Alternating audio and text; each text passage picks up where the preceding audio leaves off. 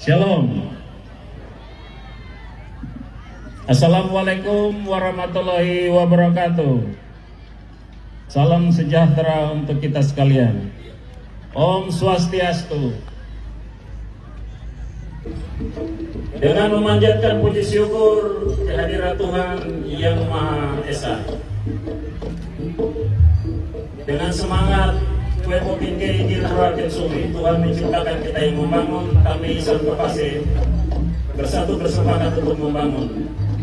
Saya didampingi oleh Deputi Bidang Pemasaran dan seluruh Forkopimda. Saya akan menyiapkan tanda festival Budaya Kerom ke-7 tahun 2022. Saya nyatakan resmi dibuka. Tuhan memberkati.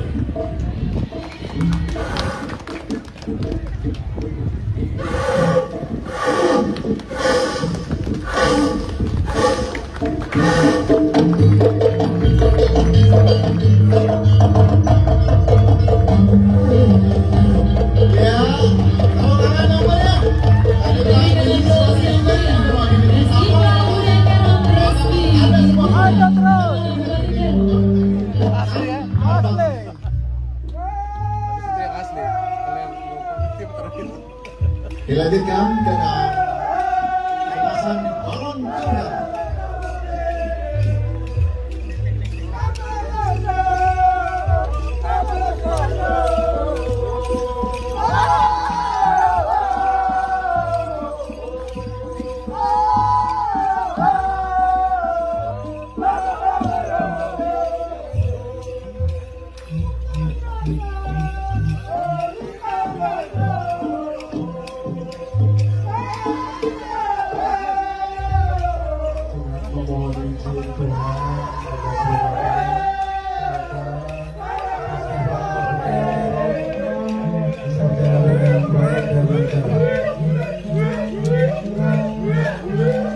Ya, tepuk tangan. Kita berikan aplaus yang meriah untuk pasangan baru untuk dalam sebagian ada dibukanya Festival Budaya Kerom ke-7 tahun 2022.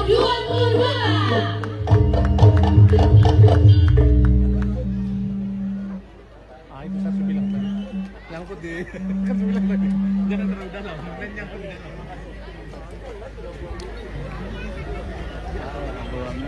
Banyak yang disampaikan sudah diborong pertama oleh ketua panitia, kedua diborong lagi sama deputi. Saya mau ngomong apa? Ya, jadi semua sudah disampaikan. Tugas saya hanya membuka saja secara resmi. Itu yang tidak bisa dilakukan oleh siapapun.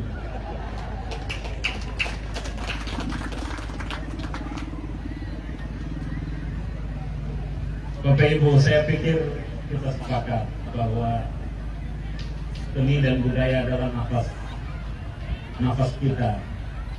Seni dan budaya tidak bisa lepas dari kehidupan manusia. Karena apa?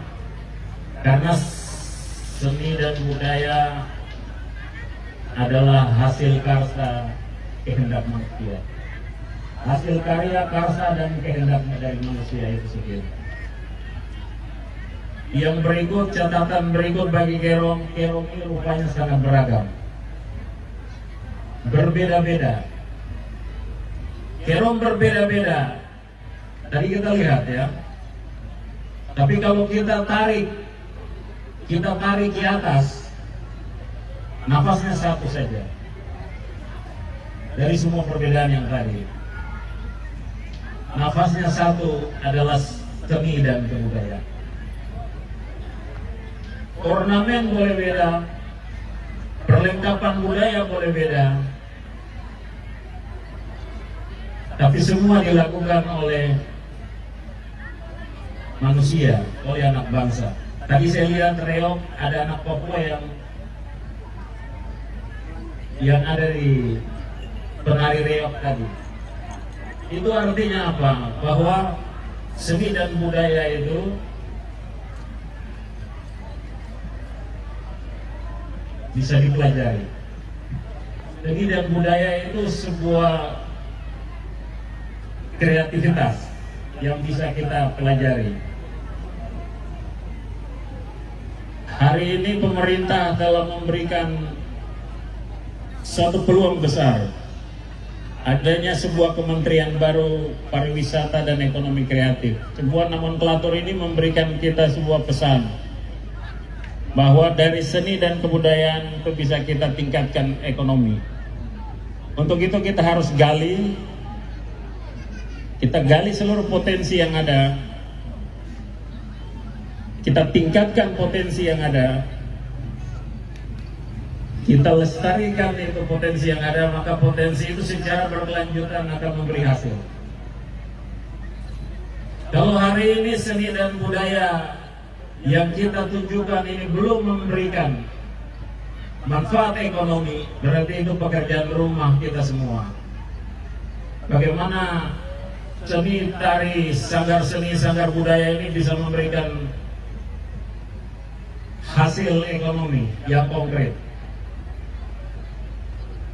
Bapak Ibu sekalian, pemerintah Provinsi Papua, pemerintah kabupaten kota di seluruh Provinsi Papua, termasuk Kerom, sangat serius untuk mengangkat, menggali dan meningkatkan seluruh potensi yang ada.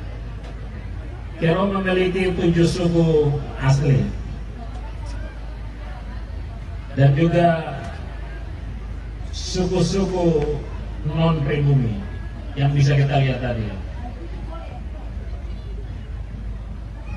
Tadi kita baru tampilkan 2 sanggar yang asli dari Waris dan Ampas, Walsa Permanggep, baru 2. Tahun depan saya janji, tahun depan kita akan bikin lebih meriah dan kita akan turunkan semua potensi, semua tari-tarian masyarakat perbatasan Kerom akan saya turunkan tahun depan. Saya tahu mungkin ada yang kecewa dengan acara hari ini karena tidak semua tampil. Itu artinya kita harus mengevaluasi agar tahun depan itu bisa lebih meriah lagi. Semua sanggar seni, semua komunitas seni dan budaya ingin menampilkan hasil karya seninya, tapi hari ini belum bisa kita akomodir di tahun ini. Saya janji tahun depan kita akan akomodir. Kita akan butuhkan persiapan yang lebih baik. Kita butuh tim yang lebih kuat. Kita butuh konsep yang lebih matang untuk menyiapkan festival tahun depan yang lebih menarik. Bapak Ibu sekalian, di kesempatan ini kita lihat juga ada stand-stand, ada booth UMKM yang menampilkan kuliner dan juga hasil-hasil olahan, makanan, hasil pertanian dan lain-lain. Perlu diketahui Bapak Deputi bahwa hampir sebagian besar UMKM sudah masuk dalam program pembinaan pemerintah Kabupaten Kerom. Kita mulai dengan membebaskan izin-izin bagi pelaku usaha kecil dan mikro. Kita bebaskan nomor induk berusaha, izin rumah tangga dan semua izin. Lalu kita memberikan sertifikat atau tidak badan hukumnya, kita bebaskan dari semua pungutan. Sampai hari ini kita mulai melakukan itu, kita bebaskan semua pungutan. Tidak ada pungutan bagi usaha kecil mikro. Kita juga memberikan bantuan usaha modal di seluruh Kerom bagi pedagang kecil dan mikro. 2.500.000 sampai 5 juta kepada seluruh UMKM di Kabupaten Kerom. Juga kepada sanggar seni yang tadi tampil.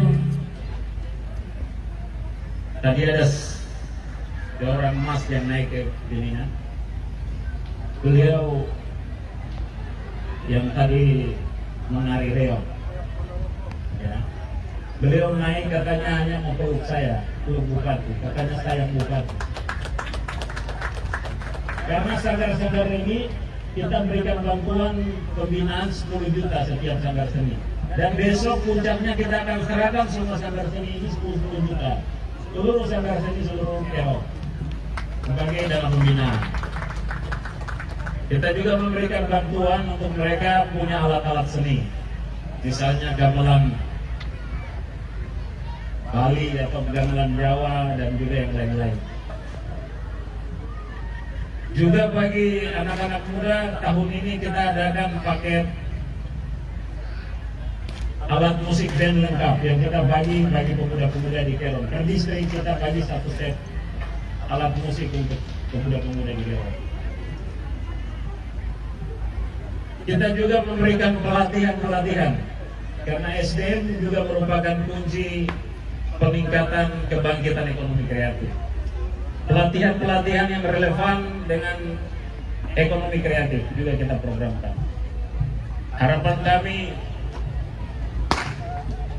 hanya sumber daya manusia yang baik, yang disiapkan, yang profesional, yang dapat mengembangkan seni dan budaya serta juga hasil-hasil kuliner. Tanpa sumber daya manusia yang baik yang kita siapkan dengan terencana, ke depan kita punya hasil-hasil ekonomi kreatif tidak akan berkelanjutan. Bapak Ibu sekalian, Kero adalah daerah yang sangat strategis bagi Papua.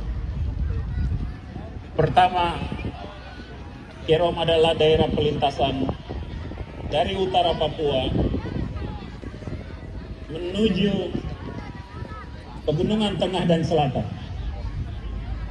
Dalam beberapa kesempatan saya sering mengkritisi pemerintah provinsi. Ketika Kerom tidak diurus, Kerom tetap terisolasi dan tidak diperhatikan, maka wilayah belakang,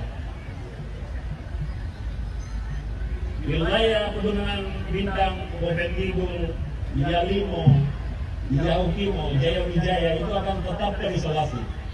Karena Kerom ini juga tidak dibantu untuk diberesi.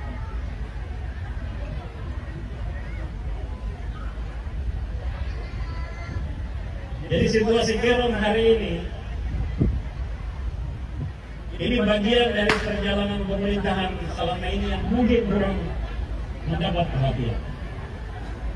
Jadi banyak sekali potensi kita yang belum bisa kita ketahui. Banyak sekali masyarakat kita di belakang yang sebenarnya punya potensi luar biasa yang tidak bisa kita angkat. Baik hasil hutan bukan kayu, hasil kesenian yang sebenarnya bisa kita bawa keluar. Tapi itu terisolasi di sana bertahun-tahun. Karena apa? Karena Kerom yang adalah daerah strategis milik Papua tidak diurus.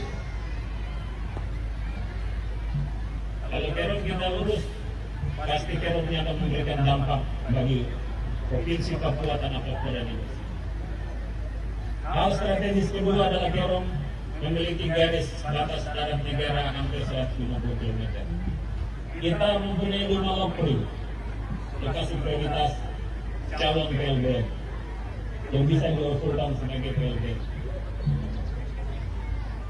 5 lokri ini masih menjadi daerah abu-abu dan jalan tikus sepanjang garis batas negara dan tidak diurus.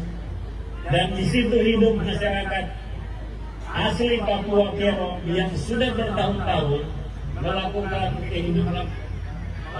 kehidupannya bersama dengan kerabatnya di Papua Nugini yang secara asal-usul memiliki kerabatan dan juga lapang. Itu terjadi bertahun-tahun terisolasi dan berada di garis batas negara yang merupakan wajah negara dan tidak diurus, belum diurus sampai hari ini. Di kesempatan ini saya ingin menitipkan pesan kepada Bapak Menteri. Bapak Menteri sudah bertemu saya di Jakarta. Beliau sebenarnya ingin hadir. Mudah-mudahan tahun depan beliau akan hadir. Saya titip masyarakat perbatasan untuk Pak Menteri bisa ingat, masyarakat ini adalah masyarakat Indonesia. Jangan sampai dilupakan. Kerom ini adalah wajah negara. Kalau Kerom tidak diurus, Kerom tidak kita perhatikan baik, tunggu saja waktunya, pasti ada bunyi di sini. Pasti ada sesuatu yang tidak kita inginkan. Maka segera kita harus urus Kerom.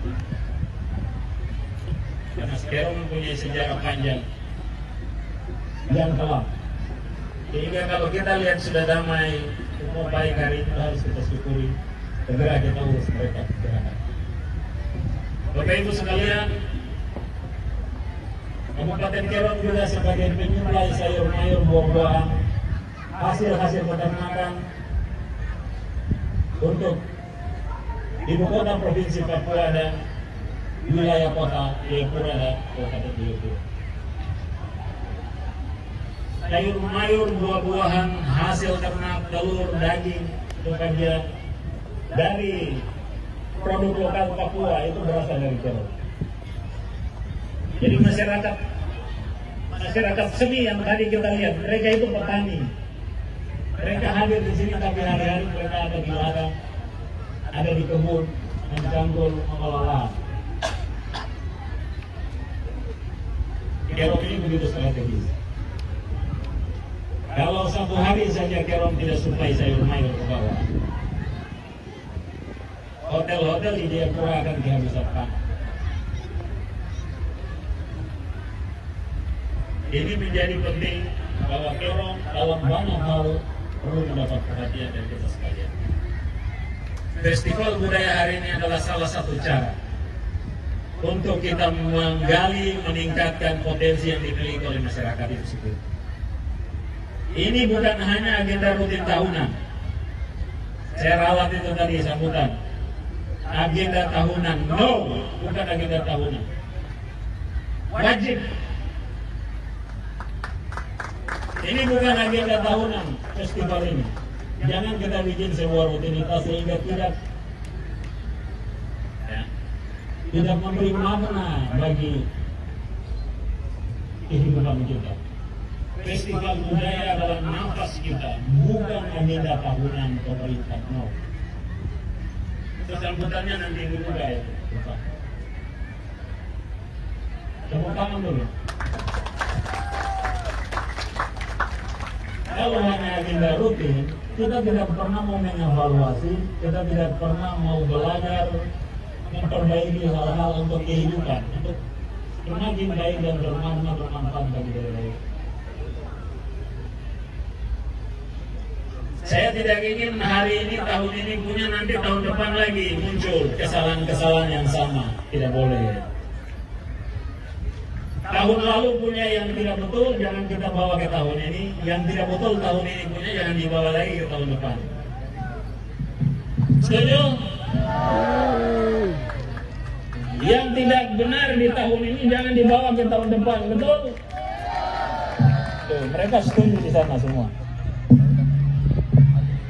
Masyarakat Kerom lebih tahu apa yang mereka rasakan. Jadi pemimpin-pemimpin harus bisa mengerti apa yang diinginkan rakyat. Lalu bekerja, khususnya birokrat. Saya ingatkan birokrat, kerja sesuai apa yang menjadi harapan rakyat. Kalau hari ini harapan rakyat kita baru bisa 60%, 70%, tahun depan kita harus bikin 100% mereka bahagia. Bapak Ibu sekalian, banyak sekali harapan kita untuk menggantikan seni, karya seni, mulai dari seni asli, dari Skanto sampai Towe, juga seni-seni non pribumi, seperti tadi Bali, Reok, dari Timur, Maluku, dari mana lagi? Banyak sekali tadi, semua ingin tampil. Jadi saya pikir ini satu semangat yang positif, optimisme dan harapan tentang ekonomi kreatif masa depan Kerom. Demikian yang bisa sampaikan. Mengakhiri sambutan saya memberikan apresiasi kepada Bapak Deputi Bidang Pemasaran Kementerian Pariwisata dan Ekonomi Kreatif yang sudah jauh-jauh hadir tiba di bandara dan bisa langsung ke Kero. Terima kasih banyak Bapak. Terima kasih untuk Ibu dari jauh-jauh juga dari Jakarta bisa hadir bersama kami mewakili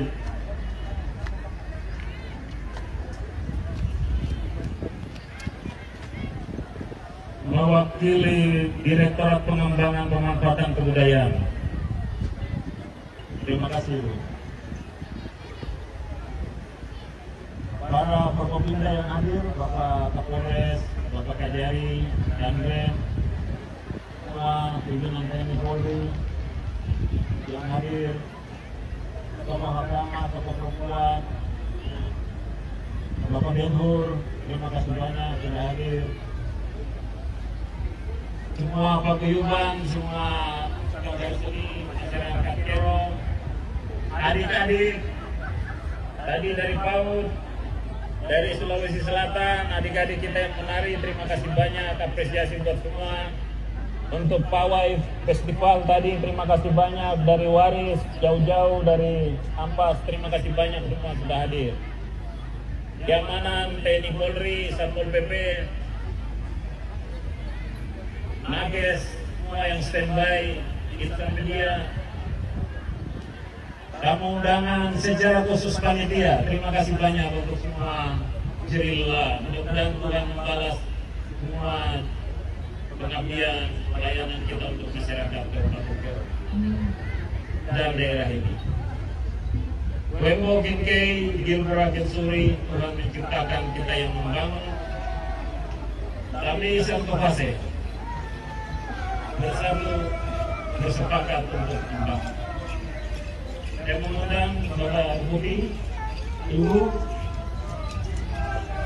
Dewan Alakiron, TNI Polri, Kejaksaan, Perwakilan Bupati, Pemda, kita bersama-sama menanjatkan puji syukur kehadiran Tuhan.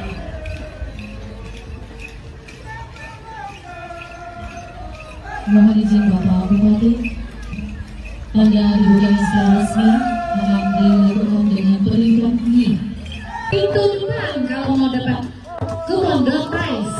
Siapa tahu Anda beruntung mendapatkan 1 unit sepeda atau kulkas. Ada juga itu dispenser, ada magicom. Jadi Bapak Ibu masuknya tetap lewat pintu depan ya.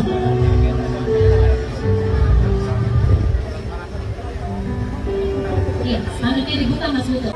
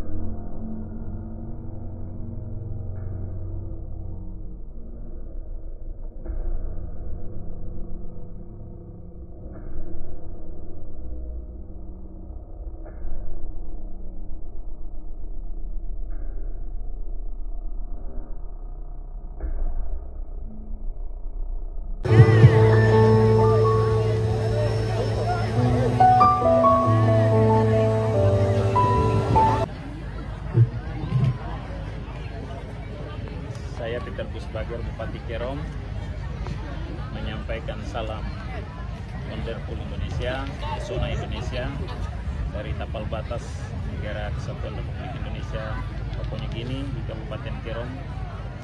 Kami melaksanakan Festival Budaya Kerom ke-7 tahun 2022 dengan tema mengangkat harkat dan martabat budaya masyarakat perbatasan Republik Indonesia Papua New Guinea.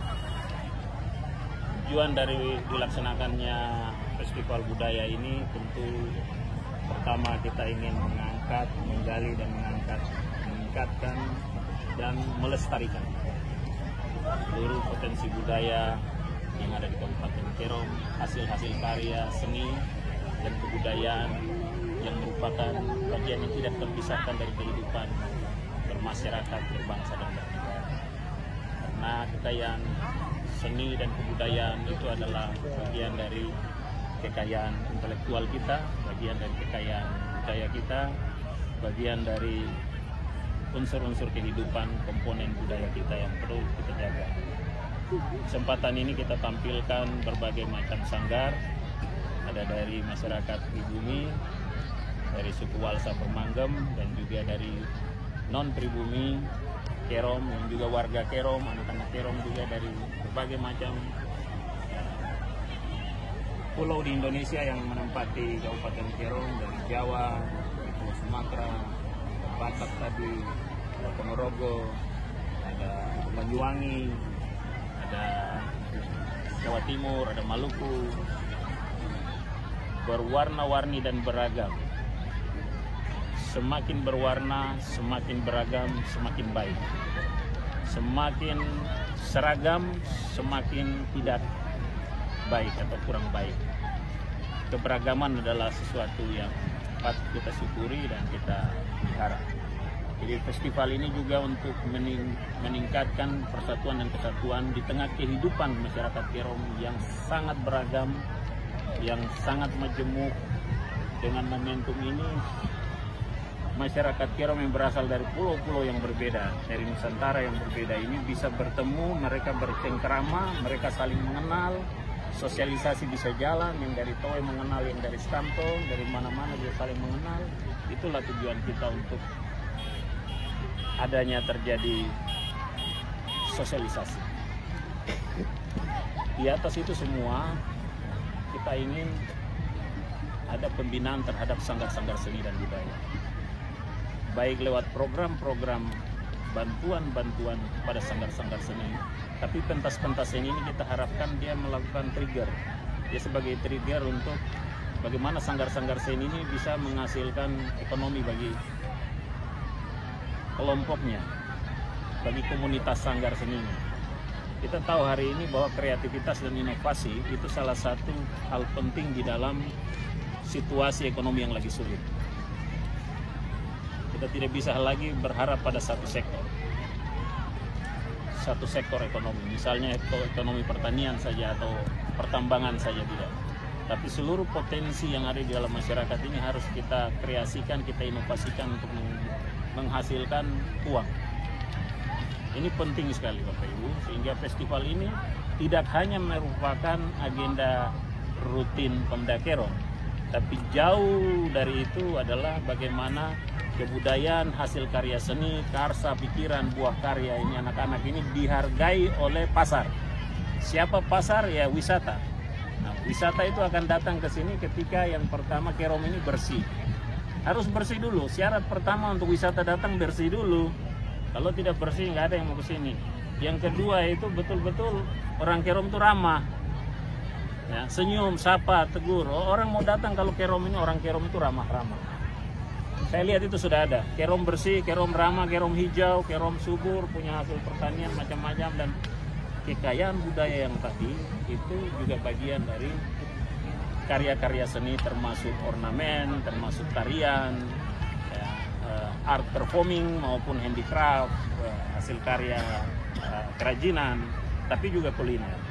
Ini semua bagian dari satu ekosistem kreatif, ekonomi kreatif yang memang hari ini harus kita kombinasikan dengan dunia era digitalisasi, sehingga ada kesempatan-kesempatan pasar, peluang-peluang pasar di sana. Kita promosikan keunggulan daerah. Ini bagian dari promosi keunggulan daerah Kabupaten Kerom. Tarian-tarian yang seperti tadi belum kita keluarkan sepenuhnya. Kita akan tahun depan kita keluarkan semua tarian asli dari Towe sampai dengan Arso. Kita akan tunjukkan bahwa Kerom ini kaya, sangat kaya dengan potensi kreativitas, hasil-hasil budaya dan seni, tari-tarian dan juga seni yang lain, musik dan lain-lain. Saya pikir itu bahwa kekayaan Kerom, kekayaan budaya dan hasil seni ini adalah kekayaan Papua dan kekayaan bangsa Indonesia yang memang benar-benar harus kita gali, kita tingkatkan dan terus kita lestarikan secara berkelanjutan. Terakhir Bapak, untuk mengingat negeri tapal batas ini banyak sekali suku dan budaya, untuk menjaga terus keharmonisan. Untuk menjaga terus keharmonisan kita perlu sebuah kepemimpinan ya. Leadership ini penting dalam menjaga kepemimpinan di wilayah ini. Kita sebagai daerah yang majemuk tapi ini daerah perbatasan berada di bawah. Saya pikir kepemimpinan ini penting untuk menyusun program-program yang tepat sasaran. Kita tahu apa yang tepat sasaran, kita lihat saja hari ini. Antusiasme masyarakat terhadap seni dan budaya ini begitu tinggi. Kenapa tidak kita berikan alokasi anggaran dan yang cukup dan program yang cukup? Kemudian di sektor misalnya keagamaan, sektor kebudayaan, sektor kepemudaan, sektor pertanian, sektor ekonomi yang lain. Ini kalau kita turunkan program anggaran tepat sasaran, kita susun dari perencanaan sampai pelaksanaan, kita awasi baik, rakyat nikmati. Nggak ada orang ribut-ribut, nggak ada itu. Masyarakat udah santai aja mereka. Kita merangsang dari awal, kita mendampingi lepas. Pemerintah tidak terus, tidak. Ada saat di mana masyarakat kita biarkan mandiri, ya. Komunitas sanggar-sanggar budaya ini suatu saat kita lepas, mereka sudah mandiri. Saat ini kita masih tuntun dan dampingi mereka, kita berikan suntikan, kita berikan wadah seperti ini. Tapi suatu saat mereka sudah kemana? Misalnya mereka ke Bali atau ke Papua Nugini, kita tidak tahu. Itu ketika mereka sudah bangkit, sudah mandiri dan mereka sudah bisa berjalan sendiri.